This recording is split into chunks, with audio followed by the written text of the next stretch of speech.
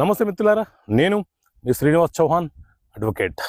మిత్రులారా, ఓ కేసులోని విషయం ఏంటి అంటే, భర్త ప్రేమపూర్వకంగా భార్య పేరు మీద ఒక ప్రాపర్టీ మూడో వ్యక్తి దగ్గర నుంచి కొనుగోలు చేసినాడు.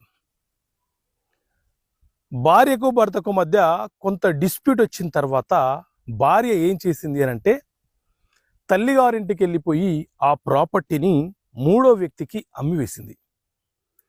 సో ఇప్పుడు భర్త చట్ట ప్రకారంగా ఆ ప్రాపర్టీని తిరిగి పొందే అవకాశం ఉంటుందా?